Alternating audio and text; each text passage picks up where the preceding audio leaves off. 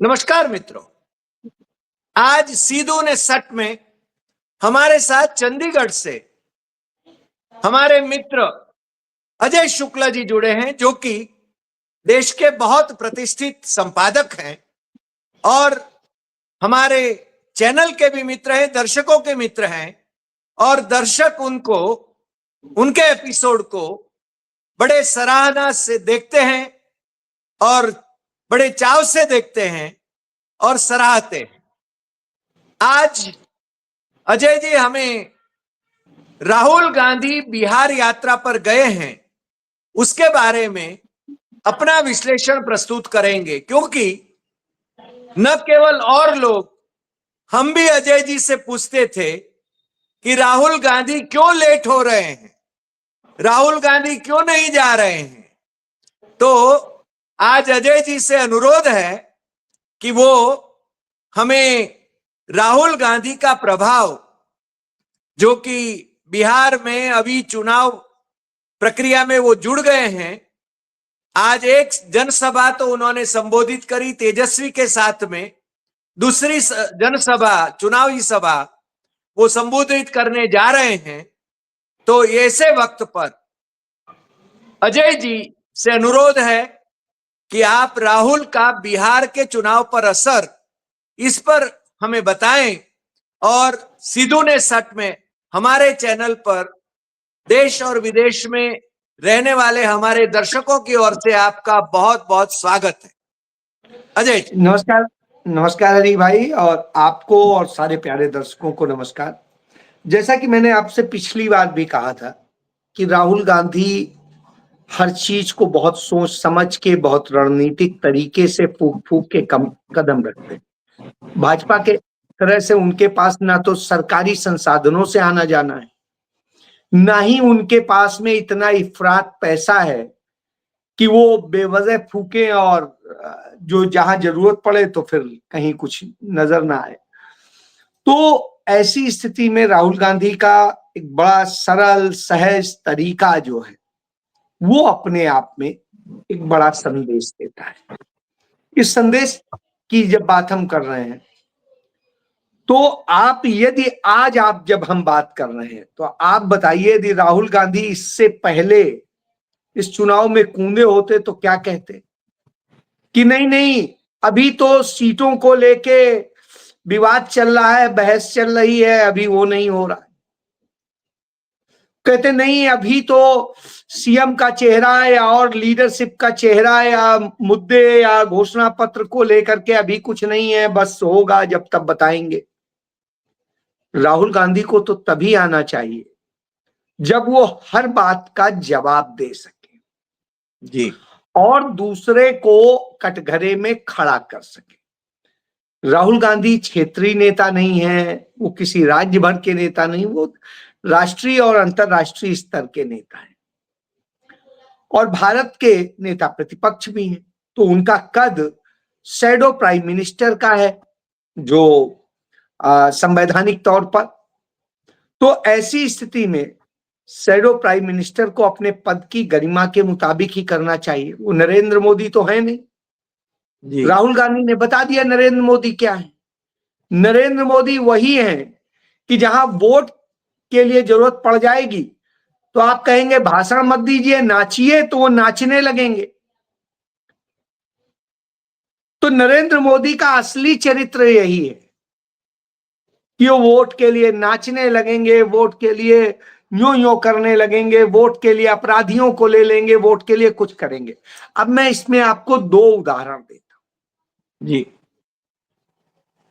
जिस समय उपराष्ट्रपति का चुनाव हो रहा था, उपराष्ट्रपति पद के चुनाव के लिए जो इंडिया अलायंस के कैंडिडेट थे वो भारत के बहुत ईमानदार सीनियर जस्टिस रहे व्यक्ति थे। और ऐसा व्यक्ति जो बहुत अच्छा, सब सरल, ईमानदारी के लिए मिसाल रहा हो अपने न्यायिक जीवन में, उस आदमी के लिए लोग नक्सली और न जाने क्या क्या इस्तेमाल कर रहे थे। जबकि उपराष्ट्रपति का चुनाव कोई पब्लिक से नहीं होता है, इस तरह की गरिमा नहीं गिरानी चाहिए थी, लेकिन गिराई जा रही। गरिमा की अपेक्षा कहां करते हैं। अजय जी मोदी से गरिमा की अपेक्षा करते हैं? नहीं नहीं, मैं करता नहीं हूं, मैं बात बता रहा हूं, हाँ उस पद की गरिमा की बात बता रहा हूं। इनकी गरिमा हाँ, तो पद मैं की समझता गरिमा ही होना नहीं। चाहिए। हाँ इनकी गरिमा तो मतलब मैंने तो खुद इन्हें जिस रूप में देखा है, तो मेरे मन में तो कभी भी इनके लिए कोई आदर और गरिमा का भाव आ भी नहीं सकता है। आपकी बहरहाल बाइक पर घूमे हैं। जी जी बिल्कुल। तो मैं वही बता रहा हूं कि ऐसी स्थिति में बोल रहे थे तो नक्सली नक्सली न जाने क्या क्या बता रहे। अब आपको दो उदाहरण देता हूं। एक विनोद वर्मा उर्फ जो है, विनोद मरांडी भी उसे कहते हैं, और उसे गरुआ से सुधीर मरांडी भी कहते हैं। ये नक्सलियों का कमांडर होता था, पूरे बिहार का कमांडर इन चीफ कह सकते हैं, कुछ कह सकते हैं, हेड जी होता था नक्सलियों का। चुनाव जीतने के लिए उसको अपने साथ ले आते हैं। ओ अब आप सोचिए, एक विधानसभा क्षेत्र है घरुआ, उस हम्म। विधानसभा क्षेत्र के जो प्रचार अभियान में वो भाजपा के प्रदेश अध्यक्ष के साथ वहां पर मौजूद था। भाजपा नक्सलियों का इस्तेमाल करती है, वो बता रहा हूं। दूसरा नाम बता रहा हूं, एक बहुत बड़ा केस हुआ था, बहुत बड़ा case, Jehanabad jail break case, जिसमें 100 से अधिक कैदियों को जहानाबाद जेल तोड़ के छुड़ा लिया गया था। बहुत बड़ा केस। और वो सब कौन थे कैदी? नक्सली थे। ओ तो वो अजय कानू नाम है, और वो अजय कानू जो खूंखार नक्सली होता था, वो जो 13 नवंबर 2005 को जिसने ये कांड किया था, जहानाबाद जेल ब्रेक, आप ये सोचिए वो भारतीय जनता पार्टी के इन नेताओं के साथ भारतीय जनता पार्टी के लिए काम वाह, क्या ये बात है। उनके पार्टी लिए। With a difference, party with a difference. मैं यही कह रहा हूं, इन्हें किसी से फर्क नहीं पड़ता है। ये कल दाऊद आतंकवादियों भी के ज्वाइन साथ हो भी। जाए, कल दाऊद जी, इब्राहिम भी ज्वाइन हो जाए तो उसका हो ही स्वागत गया, करेंगे। हो गया। अंत दाऊद इब्राहिम तो ठीक छोटा ही है, चूंकि भारत से कंसर्न है इसलिए हम उसका नाम ज्यादा लेते हैं। आप बताइए, अंतरराष्ट्रीय आतंकवादी घोषित अफगानिस्तान का वह कार्यवाहक विदेश मंत्री तालिबान का भारत बाइज्जत बुलाया जाता है, उसके साथ में उसको प्रोटोकॉल दिया जाता है, और वो प्रोटोकॉल दिया जाता है जब वो सहारनपुर जिले में जाता है, जिस जिले का डीएम भारत के मुख्य चुनाव आयुक्त के का दामाद है, मनीष बंसल। ओ तो वहां मनीष बंसल समेत सब उसको सलामी देने के लिए सलामी गारद भेजता है आदित्यनाथ, यही योगी आदित्यनाथ। आप बताइए, वो वैसे भी स्वागत कर सकते थे, सलामी गारद की वहां जरूरत नहीं थी, वो ऑफिशियल विजिट नहीं थी, बावजूद इसके उसको वहां जाने दिया गया, वहां पर उन्हें वो दिया गया सलामी गारद। खुद वहां के, मैं नाम नहीं ले रहा हूं क्योंकि मेरे मित्र भी हैं वहां के, बहुत सीनियर आईपीएस ऑफिसर हैं, वो कहते हैं मुझे शर्म आ रही थी कि मैं आईपीएस ऑफिसर हूं, इतना सीनियर रैंक पे हूं, लेकिन क्या कर सकता हूं, नौकरी है तो साहब सरकार का लिखित आदेश है तो सलामी देनी। तो उस आतंकी को जिसके लिए हम अलर्ट जारी करते थे, आज हम उसे सलामी देते घूम, तो ये नरेंद्र मोदी है। चलिए, आपको इसके पहले का सभी को याद है कि भारत के में जितनी आतंकी घटनाएं होती हैं, अजहर मसूद का उसमें नाम आता है, वही उसका सब मास्टरमाइंड है। वो मसूद अजहर को छोड़ने कौन गया था? किसकी सरकार में छोड़ा गया था? अटल बिहारी वाजपेयी की सरकार में। में। और यही अजीत डोभाल जो नरेंद्र मोदी का मुख्य सुरक्षा सलाहकार बना हुआ है, जिसका अफगानिस्तान और पाकिस्तान का कनेक्शन है, वो उसे छोड़ के आया था। जी। क्या नाम है, अटल बिहारी वाजपेयी सरकार के मंत्री जसवंत सिंह गए थे, काबुल में छोड़ के आए थे, उसी अफगानिस्तान में इन्हीं खूंखार आतंकियों को सौंप के आए थे। इसके पहले जब भाजपा के सहयोग से बनी सरकार थी, भाजपा के समर्थन की सरकार, जनता दल की सरकार, राजीव गांधी को हराने के बाद, तो उसने किस तरह से वो खूंखार आतंकी छोड़ के आए थे। तब नरेंद्र मोदी सरकार के जो राज्यपाल हैं बिहार में, आरिफ मोहम्मद खान और दूसरे नेता, ये गए थे, उसे छोड़ के आए थे, वो आतंकी, खूंखार आतंकी। तो 1990 से जितनी आतंकी घटनाएं हो रही हैं भारत के भीतर, वो करने वाले सारे आतंकियों को छोड़ने वाले तो भाजपा के ही लोग थे।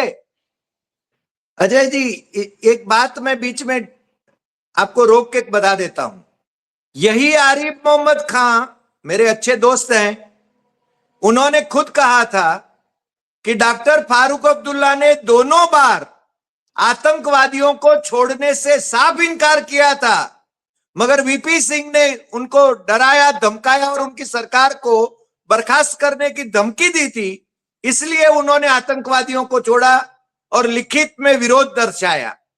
यही बात गृह मंत्री लालकृष्ण आडवाणी ने जब आदेश दिया था वाजपेयी के वक्त, तभी भी डॉक्टर अब्दुल्ला मुख्यमंत्री थे और वो आतंकवादियों को छोड़ना नहीं चाहते थे। बावजूद इसके उनको भी विवश होकर मौलाना मसूद अजहर सहित लोगों को छोड़ने का आदेश दिया गया था, और यही मौलाना मसूद अजहर ने जैसे मोहम्मद स्थापित किया। मैं यही तो कह रहा हूं। और अभी आप देखिए, लगातार आप देखिए, इसी बीच में छत्तीसगढ़ में, आंध्र प्रदेश में और जगहों पर लगातार कथित रूप से नक्सलियों का समर्पण हो रहा है। ये समर्पण ऐसे ही नहीं हो रहा है, ये समझौते के तहत हो रहा है कि आप लोग बिहार में जाके बिहार और उस इलाके में हमारी मदद कराओगे। तो आप इससे समझ लीजिए ये वही लोग हैं।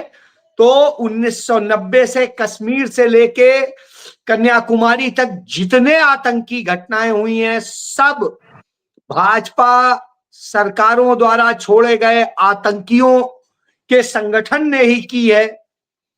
जितनी नक्सली घटनाएं हुई हैं, उन नक्सली में इनकी हिस्सेदारी रही है। जो इनका वनवासी कल्याण के नाम पे चलता है, वहां से कैसे ये सारी साजिशें रची गई हैं, मैंने खुद 2000 में बिहार झारखंड में देखा है।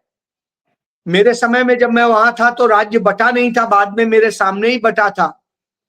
तो छत्तीसगढ़ बना था, ये बने थे और सब बने थे। तो मुझे पता है कि क्या क्या खेल कैसे कैसे रचे गए थे। मगर ऐसे लोगों के सामने राहुल गांधी किस प्रकार से लोहा लेंगे? मैं यही तो कह रहा हूं। इसके बावजूद लोग सवाल राहुल गांधी से करते हैं। मैं यही कह रहा हूं। बहरहाल राहुल गांधी एक सच्ची राजनीति करते हैं और वो वहां पहुंचे। और जब पहुंचे तो जो लोग ये भ्रम फैला रहे थे कि अरे तेजस्वी का प्रण करके मैनिफेस्टो आया है, अखबारों ने भी लिखा है, राहुल गांधी को कोने में डाल दिया गया। साहब, कोने में नहीं डाल दिया गया। राहुल गांधी को आइडियल की तरह सबसे ऊपर रखा गया है। और राहुल, जितने आइडियल लगाए गए उनमें सबसे बड़ी तस्वीर राहुल गांधी की। बाकी लीडर तेजस्वी हैं, तो राहुल गांधी ने आज जब संबोधित किया तो उन्होंने कहा हमारे नेता तेजस्वी यादव, हमारे नेता तेजस्वी यादव। अब आप समझिए राहुल गांधी ये शब्द इस्तेमाल कर रहे हैं। राहुल गांधी ने वहां लंतरानी नहीं की, राहुल गांधी ने वही बात कही, और तेजस्वी यादव ने जो घोषणा पत्र जारी किया उसमें वही सारे विजन थे जो राहुल गांधी लगातार कहते करने की बात करते आ रहे हैं। वो आप देखिए 25 लाख तक का स्वास्थ्य बीमा गुजरात जो राजस्थान में सरकार थी, हाँ सरकार थी, उसमें था। 500 का गैस सिलेंडर कांग्रेस की सरकार ने ही किया था अपने राज्यों में, और कांग्रेस की सरकार ने चाहे बिजली की छूट हो, चाहे और दूसरी योजनाएं हो, कैश एमएसपी जी वो देने की हो, वो सब चीजें कांग्रेस ने ही की थी। और वही चीज उन घोषणा पत्रों में वहां के हिसाब से, बिहार के हिसाब से, यानी सारा विजन उसमें राहुल गांधी का है, वह स्पष्ट नजर आता है। तो पहली बात तो ये, और केमिस्ट्री कितनी अच्छी है यह भी दिखाई दिया कि वहां मुकेश साहनी भी थे और तेजस्वी यादव भी बोले, राहुल गांधी भी बोले। राहुल गांधी के साथ जब तेजस्वी बैठे थे तो दोनों टी शर्ट में थे, राहुल गांधी की तरह वो भी टी शर्ट पहनने लगे।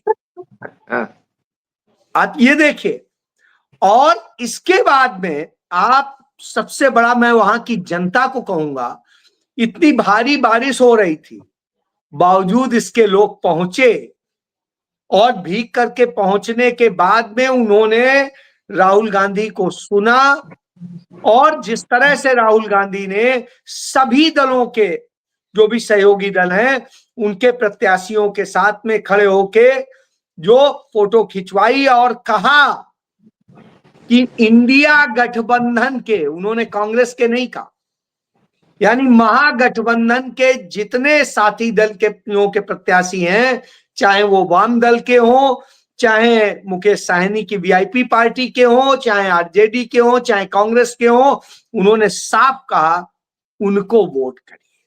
और ये रैली इसलिए भी और महत्वपूर्ण है, भाजपा का जो गढ़ माना जाता है वो मिथिला से ही शुरू होता है, और मुजफ्फरनगर हो, दरभंगा हो, ये सब मिथिला का क्षेत्र है जी। तो अब आप समझ लिए, ये यूपी से सटा हुआ है, तो यहां पर गोरखपुर का प्रभाव बहुत होता है, उधर का होता है।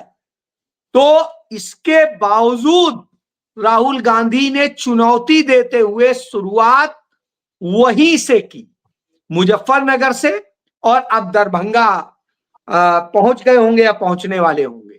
तो अब आप समझ लीजिए, इस तरह से करके, और तीनों ने एक साथ मंच में रह के यह भी संदेश दे दिया कि कहीं कोई समस्या नहीं है, और जब बैठे थे वो जैसे बातें कर रहे थे उससे समझ में आ रहा था कि कितनी बेहतर केमिस्ट्री।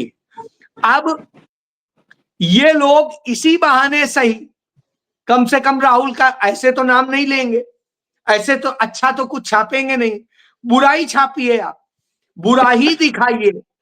तो साहब ये भी एक रणनीति होती है चीजों को प्रचार के और उसमें पहुंचाने में, जिससे कम से कम ये तो लगा कि कितना राहुल गांधी का इंतजार है, कि राहुल गांधी नहीं आ। एक तरफ कहते हैं कि वहां कांग्रेस का कुछ है नहीं, चलिए मान लिया कुछ नहीं, तो दूसरी तरफ राहुल गांधी के लिए इतना ज्यादा कीन क्यों थे, और चाहे यूट्यूबर हो या मेन स्ट्रीम मीडिया जो मोदी का गोदी मीडिया कहलाता है, वो सब बौखलाए थे, राहुल गांधी कहां है, राहुल गांधी क्यों नहीं आ रहा है, राहुल गांधी का ये, राहुल गांधी वो। अरे भाई राहुल गांधी नाराज है, राहुल गांधी ऐसा हो गया, राहुल गांधी। अब स्थिति जब आए तो एक ही उससे जोरदार झन्नाटेदार तमाचा पड़ा, और राहुल गांधी ने बता दिया अपना विजन कि मैं क्या चाहता हूं, कि यहाँ के युवा जिन्होंने गुजरात में भी जाके काम करके वहां भी बनाया है, जिन्होंने बेंगलोर में भी जाके सड़क बनाई है, जिन्होंने पंजाब हो और जगह हो, सब जगह जा जाके काम करके बना रहे हैं, देश बना रहे हैं, वो बिहार क्यों नहीं बना सकते। और उन्हें बिहार ही बनाने की यदि दे दिया जाए मौका, तो इससे बेहतर क्या होगा और तब जी किस तरह से बनेगा। तो राहुल गांधी ने अपना विजन दिया, वो वही विजन है जो आपको दिखाई देता है। तो यानी राहुल गांधी अपने काम को कब कैसे क्या करना है बेहतरीन तरीके से समझते हैं, और उन्होंने वही जवाब दे दिया। इस दौरान राहुल गांधी ने, मैं बता दूं, अपने एक्सपर्ट्स के जरिए वहां के एजेंट्स को ट्रेनिंग दिलाने का काम किया है कि कैसे वोट चोरी से बचा जाए, कैसे उसके लिए किया जाए। इसके लिए एक ट्रेंड करने की कोशिश की है। कितना सफल होंगे नहीं होंगे अलग विषय है, लेकिन एक कोशिश तो, प्रयास तो करना चाहिए। वो उन्होंने किया है, और मुझे लगता है यदि वो बेहतर तरीके से लोग समझ गए होंगे तो अच्छा रहेगा। जी अजय जी, एक अंत में एक सवाल मुझे जो होता है वो ये कि तेजस्वी का उनके साथ यूथ जुड़ रहे हैं, राहुल के साथ यूथ जुड़ रहे हैं, यानी जैन जी भी कह सकते हैं, पड़ोस में नेपाल भी है। मगर राहुल और तेजस्वी एक साथ प्रचार करने से स्थिति क्या निर्माण मुजफ्फरपुर होगी? सीमा है, मुजफ्फरपुर सीमांचल का ही हिस्सा है। जी नहीं, यानी दोनों का साथ में जाने से, क्योंकि कई विश्लेषक अभी मानने लगे हैं कि प्योर बहुमत महागठबंधन को मिलेगा और दूसरी ओर एनडीए को विवश होना पड़ रहा है कि नीतीश कुमार ही मुख्यमंत्री बनेंगे। आप क्या मानते हैं? देखिए, आज उनकी यह भी हिम्मत नहीं हो रही कि कह दें कि नीतीश कुमार मुख्यमंत्री बनेंगे, ये भी हिम्मत नहीं हो रही है कि कह दें नहीं बनेंगे, और उनकी यह भी हिम्मत नहीं है कि कोई विजन प्रस्तुत कर दें तो वहां हिंदू मुस्लिम और यही करेंगे। सारे अपराधियों, जंगल राज की बात करते हैं साहब, आपके गुजरात में जंगल राज किसने बनाया था? इसी अमित शाह ने, इसी नरेंद्र मोदी ने, इसी के पूरे गैंग ने। कैसे व्यापारियों को धमकियां आती थी, उनसे फिर वसूलियां होती थी, फिर तथाकथित जो है इन्हीं के पाले हुए जो है अपराधी पकड़े जाते थे, फिर कुछ ड्रामे होते थे, फिर उसके बाद वो छूटते थे, फिर करते थे, और फिर कैसे मिला जुला। सीबीआई ने जो चार्जशीट दाखिल की थी, उस चार्जशीट में पूरा खुलासा इनके नेक्सस का किया है, कैसे कैसे व्यापारियों को खुद ही पालते थे अपराधी, आतंकी, और उनसे धमकियां दिलवाते थे, कराते थे, कुछ हमले कराते थे, और बाद में किस तरह से क्या करते थे। ये सारा खेल खुलासा है वसूली का। तो आज भी आपके यहाँ जो शराब का पूरा माफिया चल रहा है वो सबको पता है कि कैसे कैसे कौन है। तो आप ये समझ सकते हैं उसी तरह की स्थिति है। तो बिहार में भी ये कुछ कर तो पा नहीं रहे, तो अब जाके क्या कि अरे ओसामा आ गया, यहां ये हो गया। लेकिन जो 22 अपराधियों को, जो बड़े खूंखार अपराधी हैं, जिसने कलेक्टर तक को मार डाला, ऐसे ऐसे अपराधी जो हैं, उनको टिकट या तो भाजपा ने दिए या भाजपा की सहयोगी ने दिए। तो सारे अपराधियों को टिकट तो ये दे रहे हैं और कह रहे हैं जंगल राज वहां है। यही तो तो खेल है। साहब, जंगल राज जो लाते हैं वही कहानी बता रहे हैं। तो ये अपने आप में सबूत है कि असली जंगल राज वाले लोग यही हैं, और इसलिए डरे हुए हैं। तो कुछ नहीं है तो गुल जलूल की बातें कर रहे हैं। जी जी अजय जी, आज आप हमारे से जुड़े, हमारे दर्शकों को भी जिस प्रकार से आपने इनकी असलियत के बारे में, एनडीए के नेताओं की असलियत के बारे में बताया और क्रोनोलॉजिकल ऑर्डर में भी बताया, इसके लिए हम आपके बहुत बहुत शुक्रगुजार हैं। और फिर मिलेंगे, चुनाव के दौरान हम बात करते ही रहेंगे, हमारे दर्शकों को भी बताते रहेंगे कि क्या घटनाक्रम चल रहा है। नमस्कार।